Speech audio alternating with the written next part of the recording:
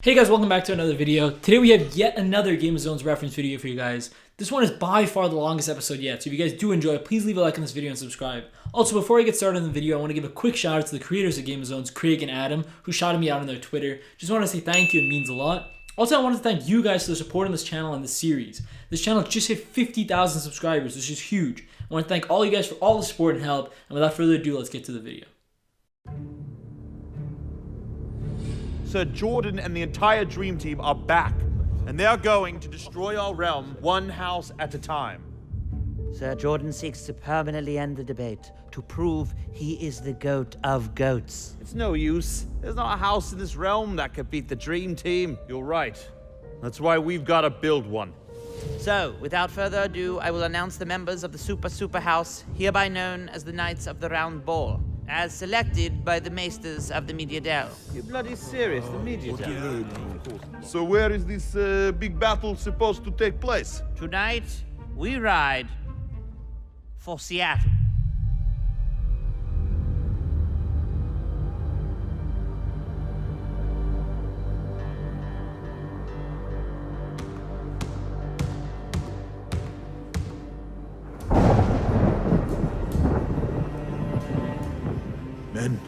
Right away we see multiple Seattle references, with Gary Payton in the foreground defending the city. In the background we see the Seattle Tower as well as Mount Rainier, the famous active volcano in Seattle. Enemy doesn't tire.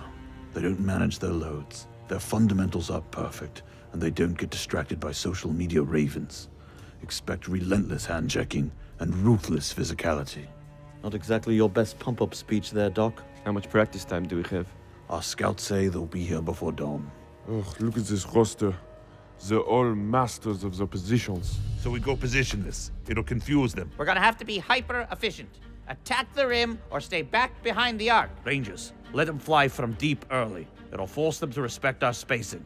So here we have references to the coaches' unique styles of coaching. We have Brad Stevens' Celtics, who mostly play positionless basketball with only 3 distinct positions. We have Mike D'Antoni, who believes in analytics and completely removing the mid-range shot from their offense. We have Rick Carlisle, who places spacing using a three-point line as one of his most important basketball tips. Also, if anyone's wondering why Brad Stevens is so old, this is a reference to an old Game of Zones episode where Brad Stevens uses a time potion to solve the Celtics problem, but instead it takes him 34 years before he finally gives up. What the F? Whoa, Commander. Yes, I will hit them with a barrage of step-backs. And my passing ability will make them go, wow! I've never seen this from a big man! And I'll make sure to come up with some wily bullshit that will get them technical fouls. Right. You tell the refs the minute you see one of their tunics come untucked. So this is a reference to Chris Paul constantly complaining and urging refs to give other players techs. He once convinced a referee to give Jordan Bell a technical foul for not tucking in his jersey. Make this free throw. Well, Minnesota just got dinged for a delay of game. Need every edge we can get against the Dream Team. We could try going 2-3 and force them into a long game of zones. Nope, 90s rules. That would be illegal defense. So this scene has multiple references. The first is to the Mavericks, who occasionally use the 2-3 zone to defeat the Heat in the 2011 finals. On the board there are references to old 90s rules, which included hand checking, no forbidden area, stricter rules against zone defense, oversized jerseys, and more fights. There's also a quick joke about the Knicks, who have not had a great team since the 90s. Also, Tony Brothers has become a half-man, half-zebra combination. This could be a reference to an old Game of Zones episode where Tony Brothers gets sliced in half by Cousins. I'm guessing because of Tony Brothers' referee uniform, they decided to stitch him onto a zebra. Fine! To hell with Golden State! Technical foul. Oh, come on, you gotta be kidding me, ref, for what? Disembowelment of a referee. Crazy idea here, but, we could go small. Mike, no. Look, we have the talent, we have the skills, and we have the strategy. But the reason I know we will prevail is that we've got the ultimate weapon. Analytics? No, you. Oh, yeah, no, I've got this. We go right for the heart. You take Sir Jordan one-on-one and push his ass around. If he falls, they break. You want to prove you're the GOAT? This is your chance. Yeah, no problem. I mean, it's just Michael Jordan, right? You know what, will you, excuse me for a second? I actually have to take my, talents to the chamber pot. Thanks. He's got this. Hello, everyone. Welcome to the first ever meeting of the Order of the All-Seeing Eye. Now, of course, by I mean me. I am all-seeing, in case you didn't know, I'm a genius. I invited you all here, not because we're friends, but because we are part of a spiritual house, one built around our shared hatred of a common enemy. Cat. Playing defense. No, guys, no. Kevin Durant. No, guys, no. So all the players' enemies are references. Cousins hating Stauskas is a reference to their beef in Sacramento. Jimmy Butler hates Cat, a reference to his turbulent times in Minnesota. Carmelo hates playing defense, which is an obvious reference to Carmelo, who mostly tries on the offensive end. Draymond hates balls is a reference to him swinging his legs out and occasionally hitting other players in the balls. KD hates Curry because of Curry constantly taking away attention from him, and Westbrook hates KD for leaving him. Also, all the players here are assembled because they are constantly hated on by the media and snubbed for awards. You are all here as victims of great snubbery, excluded from all realm teams, harassed by ignorant fanlings, chastised by analytics blog boys living in their parents' dungeons. Kyrie hating on the blog boys is a reference that actually showed up in the last episode too, so if you guys haven't seen my last video, click the link at the top right of the screen to watch it. But basically, blog boys is a reference to KD calling out the blog boys who have never watched basketball before and live in their parents' basements. But let us wallow no longer in the backcourt of despair, for the shot clock on our slander nears zero. I have a dream, a vision of a realm with no haters, no hot takes, and no raven trolls sowing the seeds of disunity. A realm where we can just play basketball in peace. But first, we must destroy that which stands in our way. The media den. But isn't the media devil too powerful? What's your plan, Kyrie? Doesn't need a plan, Draymond. He's an artist. He improvises. I'm an artist, Kevin. You never let me do what I want. Yes, I did. I left so that you could take whatever stupid shots you please. This group's gonna destroy itself before it destroys the media deal. Well, then we better get started. Follow me. He went to the bench feeling heated, down from his poster boy. Over the boos of the crowd and the whistles, they all heard his famous cry. You can get 2 shots when a soft night flops, but a ball will never lie. Poor Sheed can plead, or the refs play deaf, that a ball will never lie. Damian Lillard singing is a reference to his rap career, as well as the song is a reference to Rasheed Wallace and the time he yelled "ball don't lie" and got a technical foul. To the bench feeling heated, down from his poster boy. Over the boos of the crowd and the whistles, they all heard his famous cry. You can get 2 shots when a soft night flops, but a ball will never lie. Poor Sheed can plead, or the refs play deaf, that a ball will never lie. Also in the background, we see even more Supersonics references. We see a glove, a reference to Gary the Glove Payton's nickname. We see a Sean Kemp jersey in the background. And finally, KD with the caption, "My First Chapter," a reference both to KD starting his career as a Supersonic and KD's article called "My Next Chapter" when he left the Golden State. Good, Dame. Yeah, for a night, wow. Yeah, for a musician it's not great, but for a night it's pretty legit. Now, Oladipo, whew, he's good for a bard. Like, he's legit.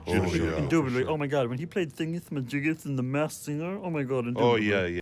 So Kawhi has a ton of references. Firstly, Kawhi is super energetic because he got his personality back after the Soul Box was destroyed. Also, Kawhi says indubitably twice, a reference to the famous Kawhi moment. Finally, Kawhi is referencing the US TV show The Masked Singer, where celebrities hide behind a costume and sing. Oladipo participated in season 2 as the Thingamajig, where everyone was super impressed by his singing ability. Yeah, his voice is so good it makes my arms blush. All right. Well, if the realm is ending tomorrow, I've got some things to take care of. James, you should get some rest. You going to bed? Something like that. What was that about? He's going to a brothel. Snitch.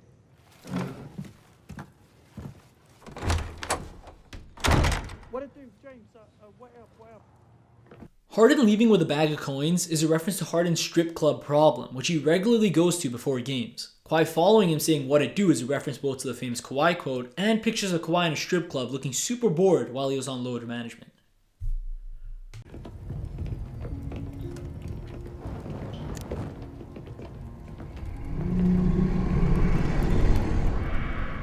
What What 7 hells was that? I'll tell you. Before Brooklyn, House Nets hailed from Jersey, but the foundlings were few. So the lords of House Nets attempted a rebrand. They designed a new court, new tunics, armor, and a new mascot. But some thought this new mascot was just too cool. That the realm wasn't ready for something so totally radical. Swamp dragons. That's a myth. Is this another one of your conspiracy theories? See for yourself. Hey, Kyrie, what's up? You're back. Hey, you brought some cool dudes. What's up, dudes? I hear you guys want to totally wreck the media. I'm down.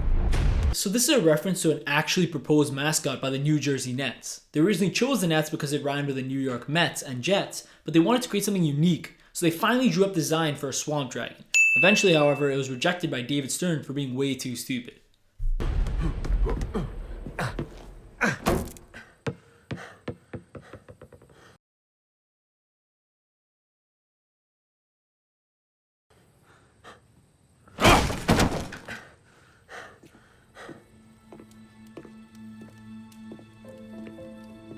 Don't show that kind of frustration in front of Sir Jordan.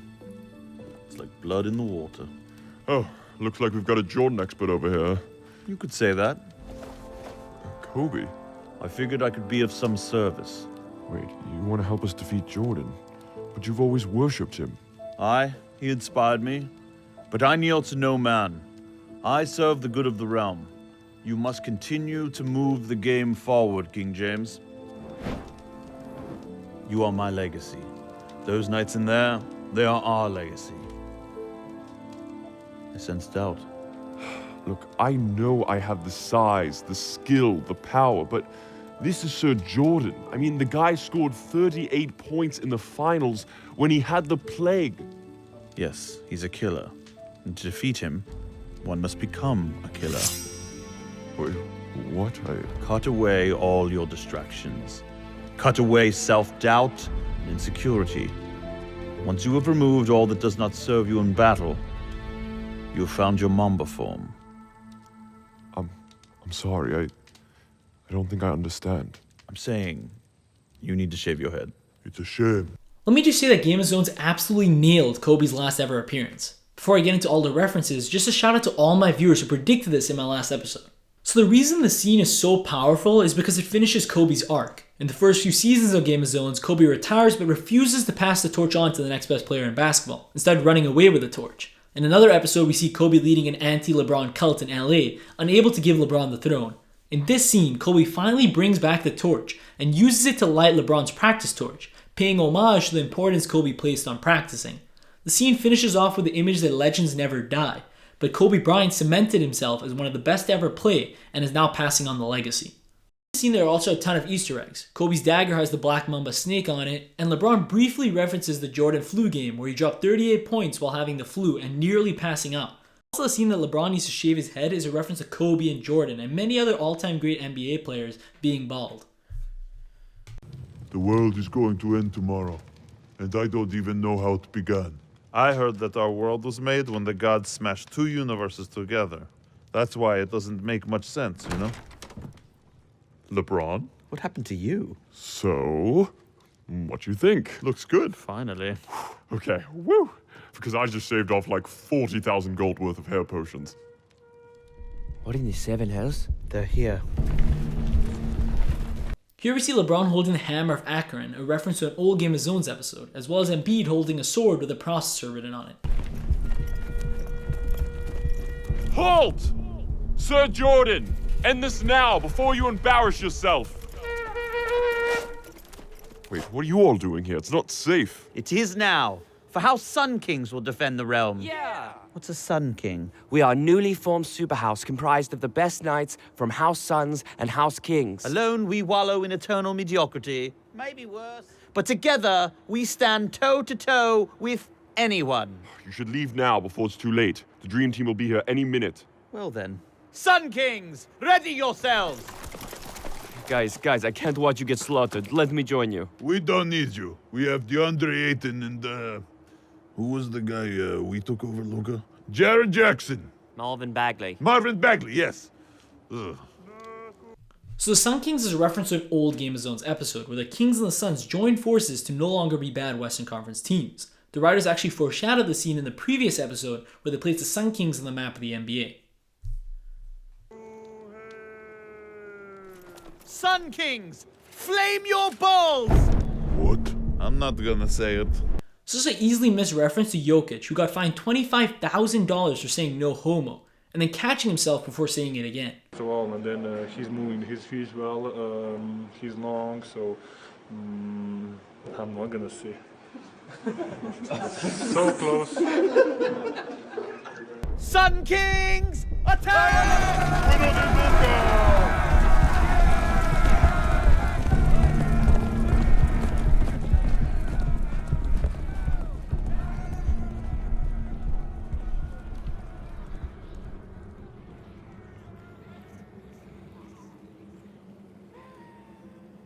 This is a reference to the famous Game of Thrones scene where the Dothraki charge the White Walkers only to be quickly eliminated.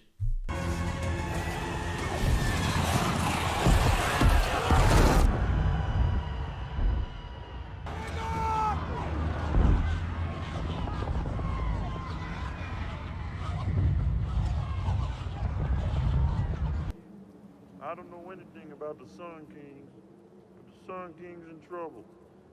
How much do you know about Angola, the guy that you would be playing there? And I don't know anything about Angola, but Angola's in trouble. Well, there goes 8 easy wins.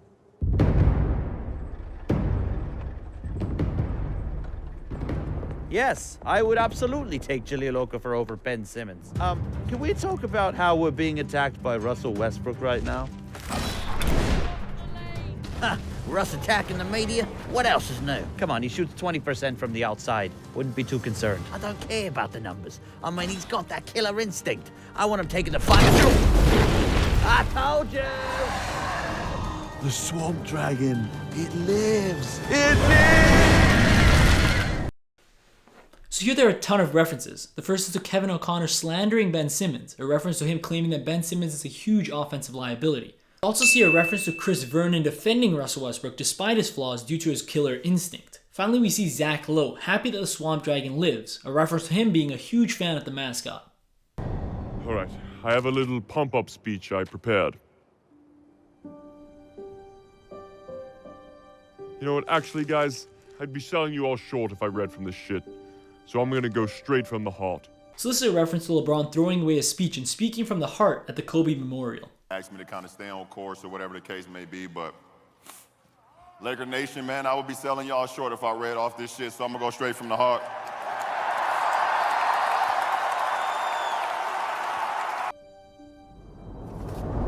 If you're to believe the old heads, our enemy hails from an era far superior to our own. They are slayers of giants, ogres, and dragons. Untouchable, immortal. Here we have even more book references. The first is a reference to the 1940s when the shot clock didn't exist. The second is a book on the coronavirus vaccine research. The third is The Last Dance with Dragons, a reference to Jordan's documentary The Last Dance. The fourth is to Curry blowing a 3-1 lead in the 2016 NBA Finals. The fifth is to Golden Hoops LeBron Legacy 12, a reference to creator Golden Hoops creates multiple documentaries on LeBron's career. The next is the Heatles decision, a reference to when LeBron made the decision to leave Cleveland and go to Miami. The next is evidence that the earth is round, a reference to Kyrie claiming that the earth is flat. Finally, we see Game of Zone's Nuggets script, a reoccurring reference to the creators largely ignoring the Nuggets until the last episode where Jokic makes an appearance.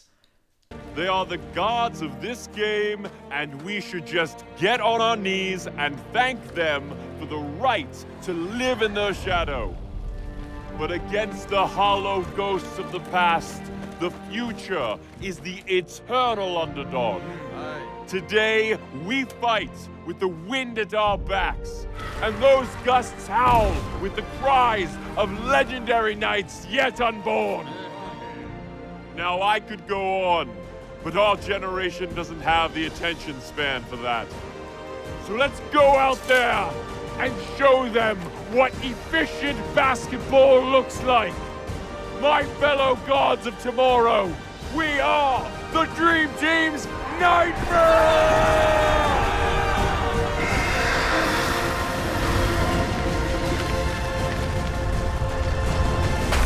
final scene of the Media Dell being destroyed is a reference to Game of Thrones where the Citadel is destroyed by dragons. The scene where Skip Bayless saves Stephen A. Smith and then holds him as they die together is a reference to their lifelong friendship as co-hosts on First Take, as well as a direct reference to Cersei and Jaime Lannister, siblings who are reunited and die together as the walls collapse on top of them. So that's going to be all for Game of Thrones Episode 3. In terms of my predictions for Episode 4, since Game of Thrones is roughly following Game of Thrones' story arc, I believe that LeBron will be saved by someone else that is unexpected. In Game of Thrones, it was Arya Stark with this famous scene.